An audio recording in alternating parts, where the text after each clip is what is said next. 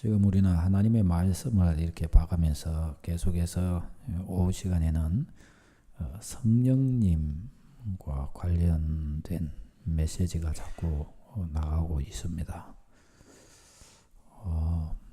하나님께서 우리에게 참으로 성령님을 환영하고 또 신앙의 비밀인 성령님의 은혜를 우리가 참으로 깊이 누리기를 원하신다는 생각을 하게 됩니다.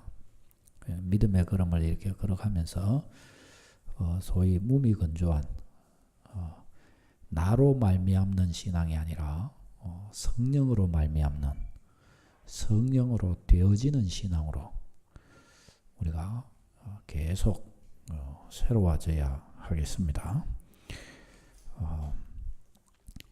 자, 오늘 이 말씀을 이렇게 보면은 예수님이 제자들을 떠나신다고 말씀을 하시죠.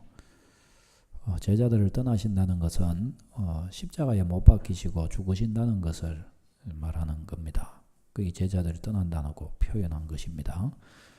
그러니까 제자들로서는 굉장히 근심이 됩니다.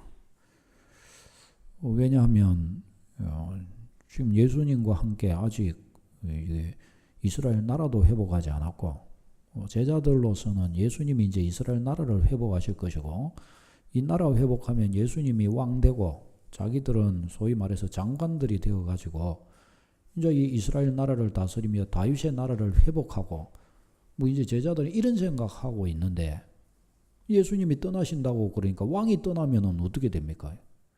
아무것도 안 되잖아요. 그러니까 제자들은 막 근심을 하는 것입니다.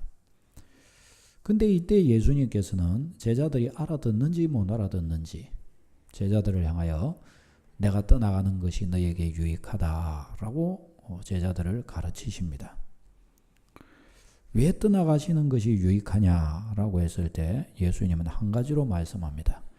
내가 가면 성령을 보혜사 성령을 보내겠다라고 말씀합니다.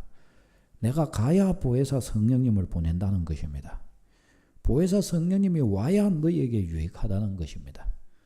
그래서 내가 떠나야 된다라고 제자들에게 그렇게 말씀하신 것입니다.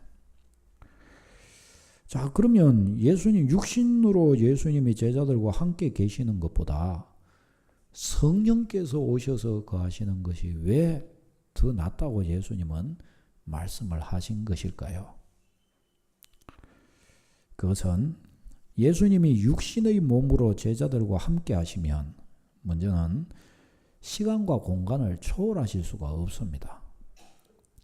예수님은 시간계 안에서 공간의 한계 안에서 인간의 몸을 입고 오셨다 했을 때는 시간과 공간의 한계 속으로 들어오신 거예요. 예수님은.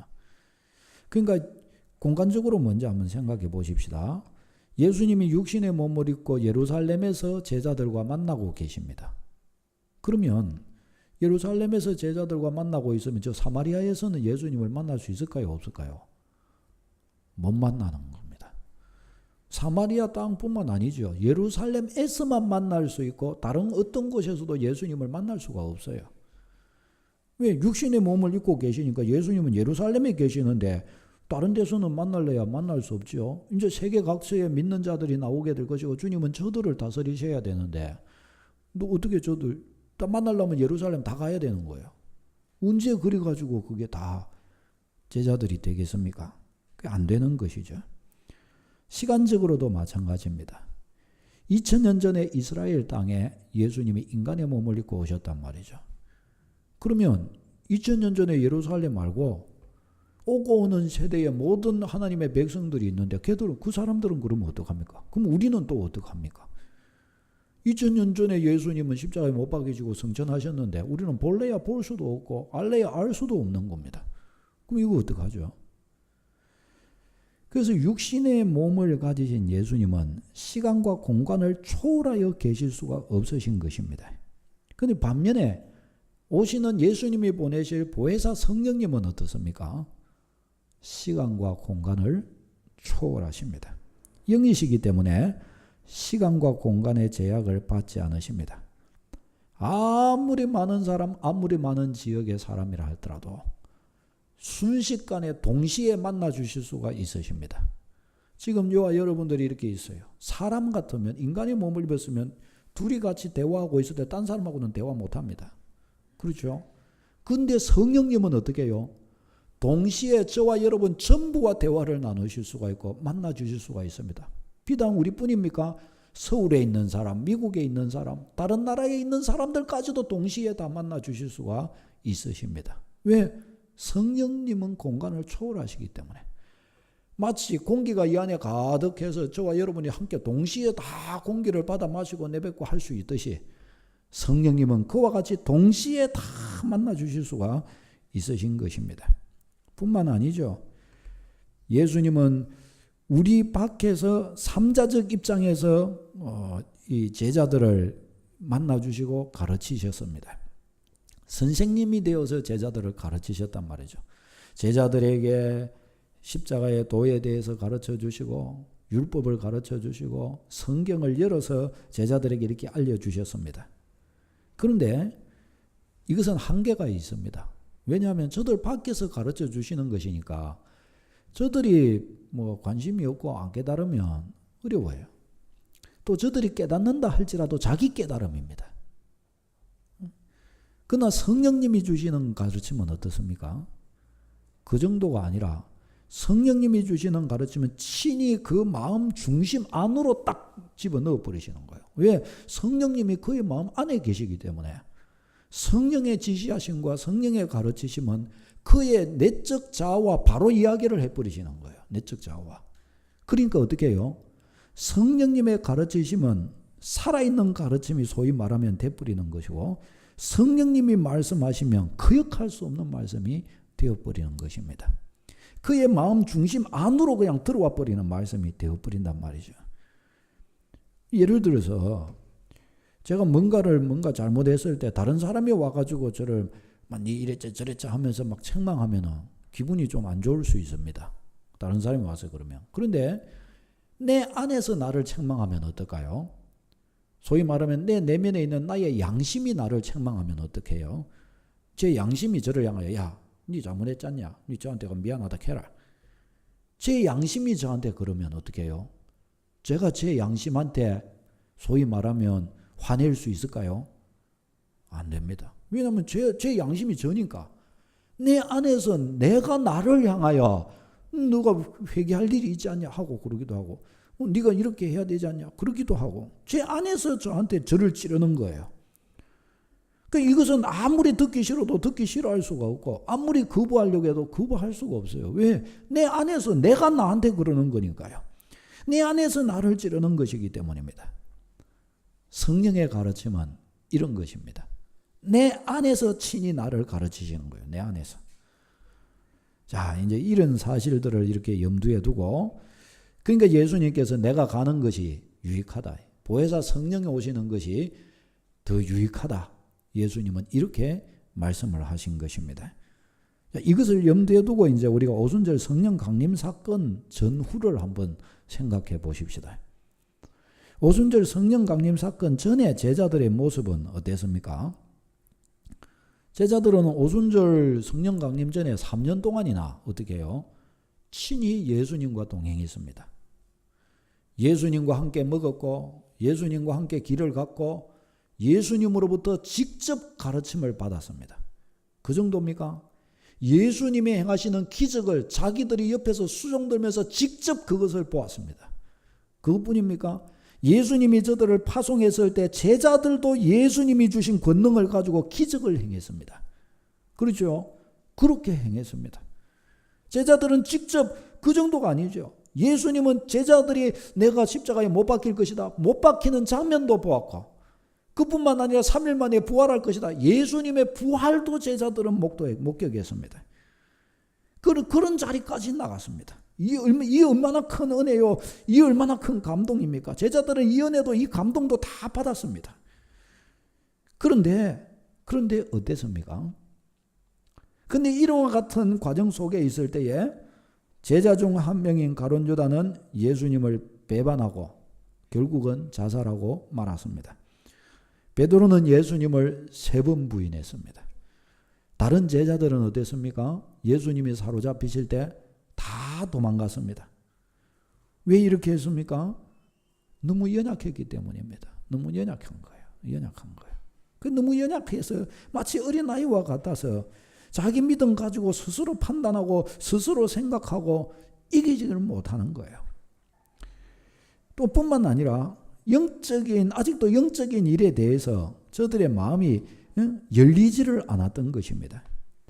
제자들은 예수님의 부활을 목격했지만 아직도 이 부활의 권능, 이 은혜를 아직도 땅의 일 정도로 저들은 생각하고 있었습니다. 땅의 일로.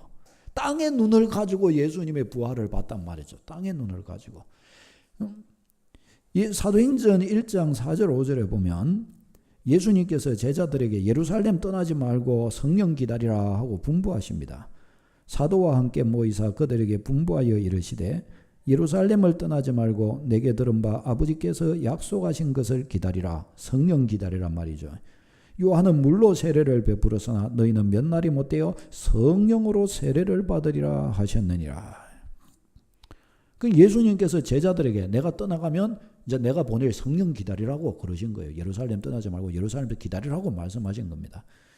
자, 그런데 예수님께서 이렇게 말씀하셨을 때 제자들이 뭐라고 주님께 묻는가 하면 사도행전 1장 6절에 그들이 모였을 때에 예수께 여쭈어 이르되 주께서 이스라엘 나라를 회복하심이 이때니까 예루살렘 나라 회복하실 때가 이때십니까? 하고 제자들이 예수님께 묻는 거예요. 지금 예수님이 성천하시기 직전에 제자들에게 예루살렘 떠나지 말고 내가 보낼 성령을 기다리라 그러니까 제자들은 다시금 감추어뒀던 저들의 생각이 땅의 생각이 확 올라온 거예요. 뭐라고 한 거예요? 예루살렘 나라죠. 그러면 예수님 회복하실 때가 이때입니까? 하고 묻은 거예요. 그럼 이때 저들이 말한 예루살렘 회복하실 때가 라고 할 때 이 예루살렘은 뭐겠습니까? 뭐겠습니까? 지금 이때 이 예루살렘 이스라엘 나라는 로마의 속국으로 있습니다. 로마의 속국. 그러니까 이들의 소원은 로마로부터 이스라엘이 빨리 독립하는 겁니다. 그러니까 제자들은 이때 예수님 성천하시려고 하는 이 순간에 예수님께 뭘 묻는 건가 하면 예수님 그러면 로마로부터 이때 이제 비로소 독립하는 것이고 예수님은 임금이 되시는 거고 우리는 이제 각급 장관이 되어서 이 나라를 다윗의 나라로 만들어 이제 부흥을 다시 이루고 이 나라를 다시 아주 큰 나라로 이렇게 세워갈 수 있단 말입니까? 예수님이 이때입니까? 이렇게 예수님께 물은 것입니다. 이와 같은 제자들의 생각과 질문 속에서 우리는 뭘 알 수가 있죠? 제자들은 예수님이 성천하시려고 하는 부활하신 예수님을 보았고 예수님이 성천하시는 이 순간까지조차도 제자들은 어떤 모습을 하고 있다는 겁니까? 땅의 생각하고 있는 거예요. 땅의 생각. 땅의 생각으로 이들의 마음은 아직도 자리 잡아 있는 것입니다. 아니 예수님으로부터 3년 동안 가르침을 받았고 직접 기적도 보았고 기적을 행했고 부활하신 예수님도 보았고 예수님의 성천도 이제 목도할 바로 지금 이 시점인데 이때까지도 어떻게 해요? 저들은 영의 문이 닫혀 있는 거예요. 영의 문이.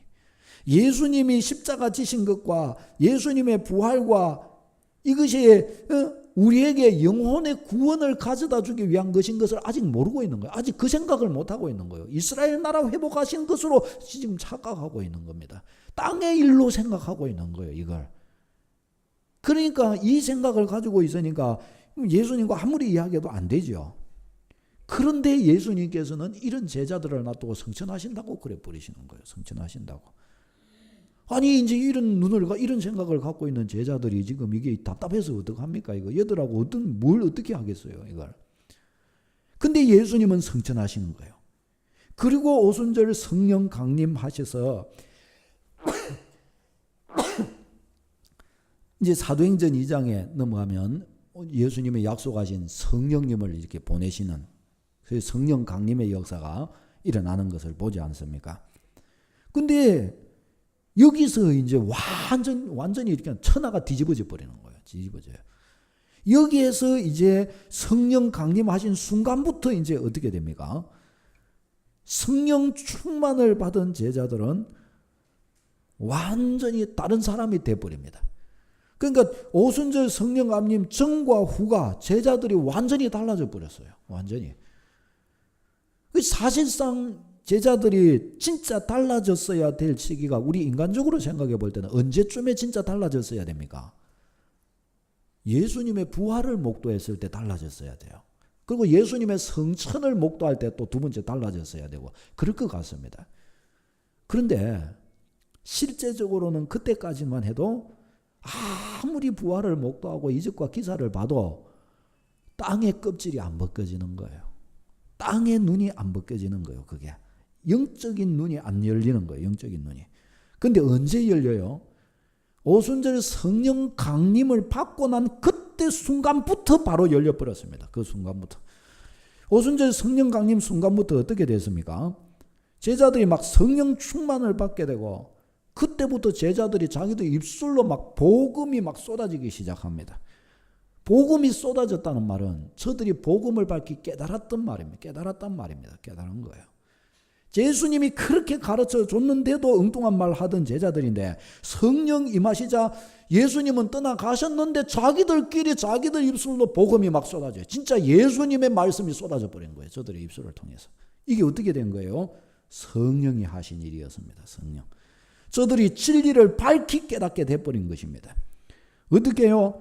3년 동안 예수님께로부터 가르침 받았는데도 그 가르침을 인간적인 눈으로 밖에 보지 못하고 인간적인 깨달음으로 밖에 못 깨달았던 제자들이었지만 성령 받고 나자 성령으로 말미암아 순식간에 이것을 확 깨달아 버린 것입니다. 이게 복음에 대한 도를 확 깨달은 거예요. 그러니까 저들의 입술로 복음이 막 나와 버립니다. 그 다음에 제자들은 성령 충만을 받자마자 그 다음에 담대해졌습니다. 세상을 향하여 담대한 자가 되었습니다. 세상을 향하여. 유대인들은 지금 제자들을 아주 박해하니까 제자들은 사실은 유대인들을 굉장히 무서워할 상황입니다. 그런데 어떻게 해요? 오순절 성령 강림 받자마자 어떻게 해요? 담대해집니다. 유대인들을 무서워하지 않아요. 무서워할 자는 소위 안 무서워해요. 이전에는 도망다니고 이러던데 이제 안 도망가요. 오히려 저들을 향하여 저돌적으로 막 복음을 전합니다. 저들에게 막 대놓고 말합니다. 너희가 예수를 십자가에 못 박아지 않느냐? 그러나 하나님이 그를 다시 살리셨다. 너희가 메시아를 못 박은 것이다. 탁 하면서 저들에게 막 이야기하는 거예요. 이전에는 막 감추면서 막 도망다녔는데 이제는 막 이들이 드러내가지고 유대인들을 부끄럽게 하는 거예요. 유대인들을. 너희가 메시아를 못 박았지 않았느냐? 메시아를 핍박하지 않았느냐? 막 하면서 막 이야기를 해요.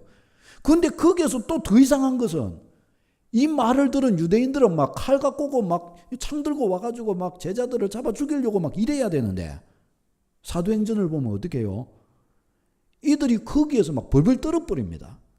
벌벌 마치 하나님이 오신 것처럼 하나님의 심판 앞에 막 놓여 있는 것처럼 막 벌벌 떨어요. 이 사람들이. 그러면서 뭐라고 그래요? 아이고 우리가 어찌하여야 구원을 얻으리까? 아이고 우리가 그러면 어떻게 하면 됩니까? 회개하고 각각 예수의 이름으로 세례를 받으라. 그리하면 성령을 선물로 받을 것이다.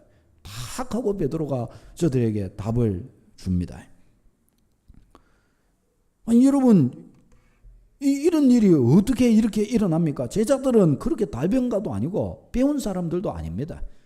그냥 저 갈릴리 시골에서 촌에서 고기 잡던 어부들입니다. 그런데 그런 이들이 어쩌면 이렇게 담대해지고 마치 막 연설을 하듯이 막 베드로가 막 그날 하니까 그날에만 막 3,000명이 막 주님께로 돌아오고 말이죠. 이 정도 되면은 그 막 대중 연설을 했다는 거 아닙니까? 그 똑똑한 유대인들 앞에서 막 쏟아진 거예요. 얼마나 똑똑해졌는지, 그의 얼마나 또 권세가 있게 됐는지, 막 그 앞에서 막 벌벌 떠는 거예요. 그 앞에서. 사랑하는 여러분, 아니 어떻게 해서 이렇게 됐을까요? 어떻게 해서 이런 일이 일어난 것입니까? 어떻게 해서? 저들은 막 복음을 위해 생명 바치는 자들이 되어버렸습니다. 어떻게 이렇게 돼요? 한 가지 아는 것은 오순절 성령께서 강림하시고 저들이 성령으로 세례를 받자 이렇게 돼버렸다는 사실입니다. 아멘. 오순절 성령을 받자 이렇게 돼버렸다는 거예요. 육신을 입고 가르치신 예수님의 가르침을 성령님이 저들의 마음 안에 가지고 들어가셔서 저들 마음 안에서 저들에게 완전히 성령님이 내적 자에게 가르쳐 버리신 겁니다. 내적 자에게. 우리가 읽은 말씀 뒷부분에 요한복음 16장 13절 14절 같이 한번 읽어보겠습니다. 13절 14절요. 시작. 그러나 진리의 성령이 오시면 그가 너희를 모든 진리 가운데로 인도하시리니 그가 스스로 말하지 않고 오직 들은 것을 말하며 장래일을 너희에게 알게 하시리라. 그가 내 영광을 나타내리니 내 것을 가지고 너희에게 알리시겠습니다. 아멘. 보세요. 예수님께서 성령님을 놓고 이렇게 이야기를 해주신 겁니다. 진리의 성령이 오시면 그가 너희를 진리 가운데로 인도해 주실 것이다. 스스로 말하지 않고 들은 것을 말하고 장래일을 너희에게 알려주실 것이다. 내가 너희에게 말한 것을 다 생각나게 해주실 것이다. 내 것을 가지고 너희에게 알게 해줄 것이다. 성령께서 해주신다는 거예요. 그렇게. 그러니까 실제로요. 꼭 기억해야 하면 실제로 성령 은혜를 이렇게 받으면 믿음의 걸음은 정상적인 믿음의 걸음은 진리를 이야기해 줘도 구체적으로 하나하나 다 이야기해 줄 필요가 없습니다. 사실상. 왜 그러냐? 성령이 가르치시기 때문에. 성령이 안 가르치시면 백날을 가르쳐 줘도 안 됩니다. 복음의 진리, 예수 그리스도의 십자가의 비밀, 인간적인 지식으로는 알 수 있습니다. 그러나 성령으로 깨닫지 않으면요. 성령이 알려주시는 바가 아니면 그 진리의 본 진리는 깨달을 수가 없어요. 영의 문이 안 열린단 말입니다. 영의 문이. 영의 진리가 되지를 못합니다. 그에게. 근데 누가 가르쳐줘요? 성령께서 가르치시는 거예요. 여러분 가만히 생각해 보십시오. 믿음의 걸음을 오는데 누가 잘 가르쳐 줘가지고 믿음의 걸음이 잘 됐을까요? 물론 지도도 받고 이렇게 해야 됩니다. 그런데 본질적인 신앙의 핵심은 뭐예요? 사람이 가르쳐 줄 수 없습니다. 그것은 성령이 가르치셔야 됩니다. 여러분 말을 물가로 이렇게 때리고 갈 수는 있어요. 그러나 목이 말라서 그로 하여금 물을 벌컥벌컥 스스로 막 묻고 싶어 가지고 막 이렇게 마시도록 해줄 수가 없어요. 그건 어떻게 해요? 자기가 목 말라야 그렇게 먹을 수 있는 겁니다. 목이 말라야. 내가 목 마른 이걸 갖다가 사람이 해줄 수가 없어요. 이걸 누가 하시는 거예요?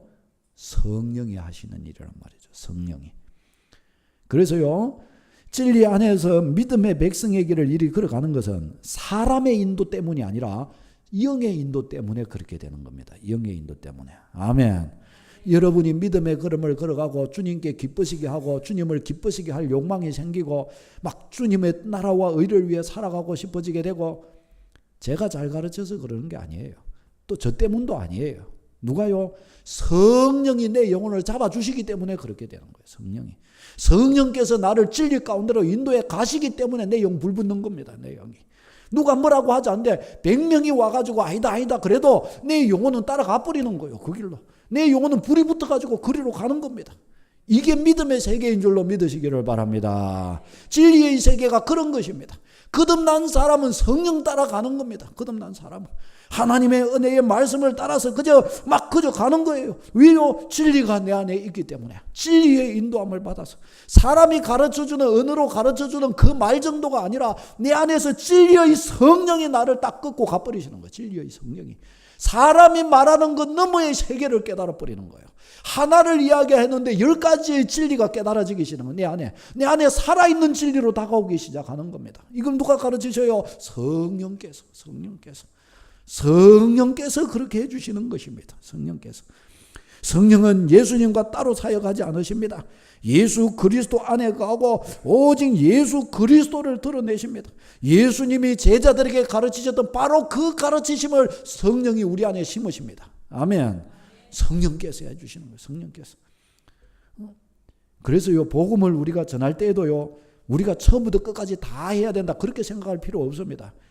성령 임하시면요, 다 깨닫게 되는 줄로 믿으시기를 바랍니다. 핵심만 이야기해 주면 됩니다. 예수 그리스도 진리 되신다. 예수님의 십자가 비밀. 그냥 이야기해 주면 돼요. 우리가 아무리 잘 가르쳐 줘도 성령 임하시지 않으면 인간의 땅의 머리로밖에 깨닫지를 못해요. 신령한 세계로 나아가지를 못하게 된다라는 것입니다. 제자들이 오순절 성령 강림 이전에 사명을 감당할 수 있습니까? 감당 못합니다. 할 마음도 없습니다. 저들은 두려워 떱니다. 세상에 붙들려 있어서, 세상에 얽매여 있어서 세상의 종으로밖에 살지를 못합니다. 그러나 오순절 성령으로 충만해졌을 때 어떻게 해요? 세상의 껍질을 그 순간부터 딱 벗어버리고 기적적인 삶이 저들을 통하여 시작됩니다. 기적의 삶이. 아멘. 저들을 통하여 기적이 나타나기 시작하는 거예요. 사람으로서는 도저히 해석할 수 없는 삶이 나타나기 시작합니다. 저들이 그런 길을 가기 시작합니다. 사랑하는 여러분, 우리가 여기에서 알 수 있는 게 무엇입니까? 신자의 삶이라고 하는 것은 성령으로 살지 않고서는 불가능하다라는 것을 우리는 여기에서 알게 됩니다. 내 지혜, 내 의지 가지고 되는 문제가 아니라는 것입니다. 신자의 삶은 인간의 지식과 인간의 의지와 인간의 경험으로 될까요? 안 될까요? 될까요? 안 될까요? 안 되는 겁니다. 안 됩니다. 될 것 같죠? 안 됩니다. 성령으로만이 될 수 있는 것이 신자의 삶입니다. 그래서 제자들도 오순절 성령 받기 전까지는 제자의 삶이 안 나오는 거예요. 땅의 일로밖에 생각을 못하고 그것이 저들에게 능력이 되지를 못합니다. 저들이 예수님 따르고 헌신하고 말씀의 가르침을 받고 다 깨닫고, 그렇지만 저들의 마음의 중심은 바뀌지를 않는 거예요. 언제 바뀝니까? 오순절 성령으로. 오순절 성령으로 덮어질 때 비로소 저들은 열리기 시작했던 것입니다. 이 땅에서 예수님은 이스라엘 왕 되시고 자신들은 각급 장관이 되어 이 나라 이스라엘 땅을 다시 일으켜 세우자, 저들은 그 정도로밖에 생각을 못했어요. 저들은 이스라엘로 입장에서 봤을 때 애국자들이었습니다. 애국자 정도밖에 안 되는 거예요. 하나님 나라 일꾼이 아니고 저들은 그냥 애국자입니다. 애국자. 그러나 오순절 성령을 받자 어떻게 해요? 저들은 하나님의 사람으로 나타난 줄로 믿습니다. 그때부터 하나님의 사람으로 나타난 거예요. 저는 여기에서요, 이들이 땅의 사람이었다가 오순절 성령 받고 하늘의 사람 됐다. 이것이 땅의 성령, 오순절 성령 받기 전에는 구원 안 받았다가 오순절 성령 받고 나서야 구원 받았다. 그 말을 하는 것은 아닙니다. 저들은 그 이전부터 사실은 구원 받은 제자들입니다. 그러나 오순절 성령 받았을 때에 비로소 주님이 진짜 저 이사야서에 계시해 놓고 에스겔서에 계시하고 예레미야서에 계시해 놓았던 메시아의 시대의 진짜 하나님의 백성의 모습이 그때부터 비로소 나타났다라는 것을 말하는 거예요. 진짜 신자의 모습이 오순절 성령 때부터 나타나기 시작했다라는 것을 이야기하고자 하는 것입니다. 사랑하는 여러분, 그러니 그리스도인의 삶이라고 하는 것은 사람으로 되는 게 아니고 성령으로 되는 것을 믿으시기를 바랍니다. 성령으로만이 가능한 거예요. 아무리 똑똑해도 안 됩니다. 아무리 성경 많이 알아도 안 돼요. 성령으로 알아야 되고 성령으로 깨달아야 돼요. 성령 충만해져야 되는 것입니다. 성령의 은혜를 받아야 된다는 것입니다. 육신으로 충만해가지고는 안 돼요. 그러면 더욱 비참해질 뿐입니다. 성령으로 충만해져야 돼요. 성령으로. 오순절 성령님으로 충만해져야 됩니다.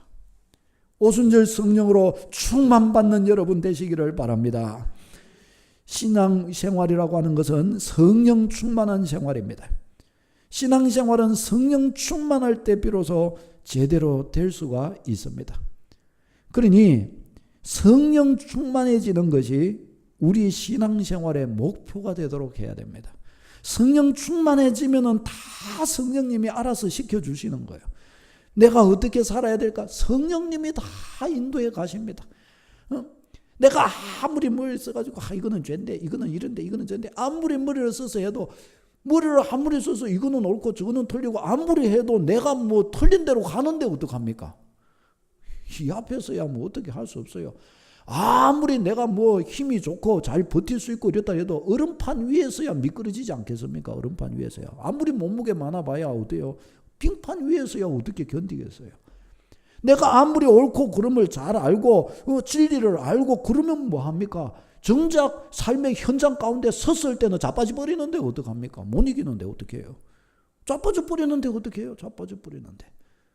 그러나 성령의 은혜로 어떻게 해요? 승리하는 줄로 믿습니다. 성령의 은혜로 그렇게 되는 거예요. 성령의 은혜로. 우리 믿음의 백성은 성령 충만해야 됩니다. 성령 충만해야 돼. 성령 충만해야 이생의 문제를 이깁니다. 이생의 문제를. 성령 충만해야 사명도 감당할 수 있고, 성령 충만해야 응답도 나오고, 성령 충만해야 하는 마귀의 세력, 육신적을 뚫고 일어나서 하나님과의 교제에 충만한 장 안에 거릴 수가 있는 것입니다. 이런 측면에서 저는 앞으로 성령 충만과 관련된 내용을 계속 좀 이야기를 하려고 합니다. 왜? 우리가 성령 충만해져야 되기 때문에. 성령 충만하지 않으면요, 아무리 해도 육신적인 것 이상 안 돼요. 아무리 거룩하게 하려고 해도 땅의 일 이상 되지를 못합니다. 아무리 예수님을 따르려고 해도 육신의 눈을 가지고 밖에 못 따라요. 안 돼요. 좀 부족한 것 같고 이래도요, 성령 충만해지면 영의 사람이 되어 주님을 기쁘시게 할 수 있습니다. 아무리 많은 것을 알아도요, 육신의 마음이 가득해서는 성령을 거역할 수밖에 없는 거예요. 성령을. 로마서 8장에 뭐라고 그래요? 성령으로 말미암아 우리가 생명 안으로 들어갔다고 말씀을 합니다.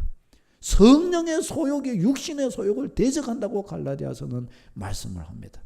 육신의 생각은 성령을 거스린다고 그렇게 말씀을 합니다.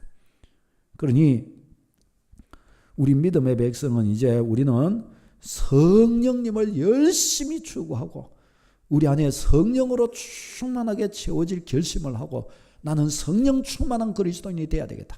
나는 성령으로 충만해서 살아야 되겠다. 이 꿈꾸는 주의 백성 다 되시기를 바랍니다. 에베소서 5장 18절에는 술 취하지 말라 이는 방탕한 것이니 오직 성령으로 충만을 받으라 말씀합니다. 여기서 이 술 취하지 말라 할 때 이 술 취한다라는 것은 방탕한 생활을 말하는 거예요. 이거 술 먹지 말라 이 정도의 문제가 아니고 방탕한 생활을 말하는 거예요. 방탕한 생활. 방탕한 생활에 빠지지 말라는 것입니다. 그런 생활로 가지 말라는 것입니다. 우리는 어떻게 해야 되는 거예요? 성령 추구하라는 거예요. 성령 충만을 받으라라고 말씀을 합니다. 성령 충만을 받으라는 말은 성령을 추구하라는 거예요. 성령을. 방탕한 생활을 추구하지 말고 방탕한 쪽으로 빠지지 말고 성령을 추구해서 거룩한 삶으로 충만해지라는 겁니다. 성령을 추구해서 성령의 은혜로 충만해지라는 것입니다. 그러면 나머지는 누가 해요? 성령께서 해 가시는 거예요. 성령께서 진리 안으로 우리를 인도해 가시는 것입니다. 여러분 이거 꼭 기억하고 붙들어서 이 은혜 꼭 붙들어야 할 줄로 믿습니다. 어떻게 성령 충만할까요? 이거 계속해서 이제 이야기를 좀 계속 반복적으로 좀 이야기를 해야 될 건데 어떻게 성령 충만할까요? 육신을 대적하고 육신적인 것, 육신의 소욕을 자꾸 대적하고 미워하고 성령님을 자꾸 내 안에 환영해야 되는 거예요. 성령의 은혜를. 예수님 높이고 경배하고 믿음의 일들을 자꾸 환영하고 자꾸 좋아하고 자꾸 그런 것들을 막 대접하고 자꾸 그런 것들을 기뻐하고 그런 것들에 자꾸 편성하고 이렇게 해야 되는 것입니다. 예배의 자리로 나오면은 막 거기도 막 환호하고 즐거워하고 막 찬양이 쏟아지면 찬양을 막 환호하고 막 즐거워하고 기도하면은 막 우레와 같은 막 찬양을 막 기도를 막 쏟아내면서 하나님이 내 기도를 들으신다. 하나님이여 기도를 받으시옵소서 막 기도에 불을 지피고 어떤 누군가에서부터 주님이 기뻐하실 선한 마음들이 일어나는 것 같으면 영혼을 복되게 만들고 사람을 섬기는 것이 되고 주님의 이름을 높게 만들 만한 이야기들과 내용들과 환경과 상황과 여건들이 나타나고 그러면 그런 것들에 막 마음을 함께하고 그런 것들에 같이 내 마음을 막 편성하고 막 그런 것이 주님의 일인 줄을 알아 막 기뻐하고 막 함께 같이 그렇지 함께 같이 그렇게 하자 함께 같이 그렇게 기뻐하자 막 그와 같이 막 그것을 막 떠받들고 성령님을 기쁘시게 하는 이런 것들이 한번 생각해 보세요. 우리가 예배 드리는데요. 아이고 목사님 예배를 더 더 예배 잘 드리고 더 예배의 은혜가 넘치도록 더 우리가 예배 드립시다. 예배의 찬송을 예배의 기도를 막 하면서 막 저는 막 예를 들어 저는 좀 막 뒤로 물러가려고 그러는데 막 모인 이들이 막 더 예배를 막 기뻐하고 예배를 막 더 세우려고 하고 막 한 말씀 떨어지면 그 말씀이 막 생명인 줄 알고 막 하면 눈을 막 부릅 떠버리고 막 이러면 어떻게 될까요? 성령 역사가 강력해지는 거예요. 성령 역사가. 그거는 우리 손에 달린 거예요. 그거는. 성령 역사가 그러면 강력해지는 겁니다.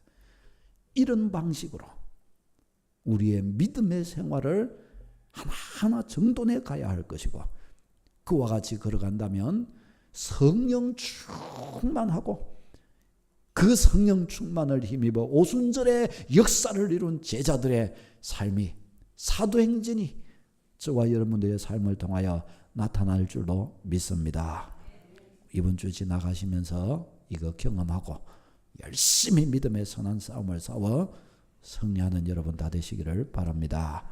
기도하겠습니다.